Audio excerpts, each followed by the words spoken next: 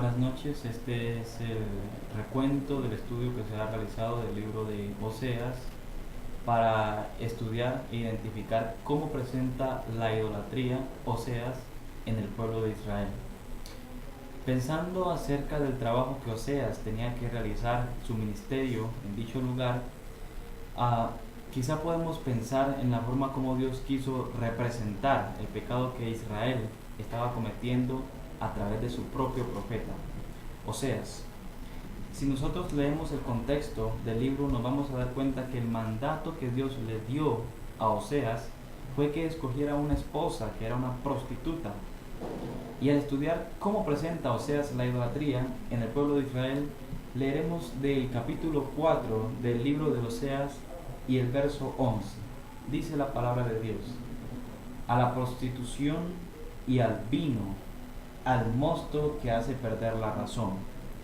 Mi pueblo consulta a su ídolo de madera, y ese pedazo de palo le responde. Su tendencia a prostituirse los descarriará. Se prostituyen en abierto desafío a su Dios. Si miramos lo que el pasaje nos está presentando hasta este momento, vamos a darnos cuenta de que Dios está profundamente dolido como un esposo al cual su esposa le ha sido infiel. En la cultura hebrea, cuando una esposa cometía fornicación o cuando el esposo cometía fornicación y se apartaba de la mujer que le había sido entregada en bendición de Dios, o la mujer se apartaba de su esposo, dicha separación causaba una división entre la pareja, rompía el compromiso que Dios había puesto. Nuestro comentario bíblico adventista nos comenta que al mencionar las palabras en el verso 11, vino y fornicación, se estaba hablando acerca de cómo el pueblo adoptó costumbres que generaron cambios terribles en la relación con Dios, como una esposa que se une a su esposo, pero que mete a una tercera persona en la relación. Dios estaba dolido de lo que el pueblo había hecho.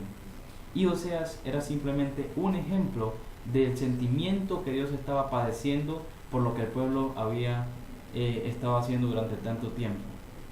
El espíritu de fornicación, el deseo irrefrenable y fascinador de adorar a otros ídolos, comparado en Oseas con el adulterio espiritual que trágicamente apartó al pueblo de Jehová.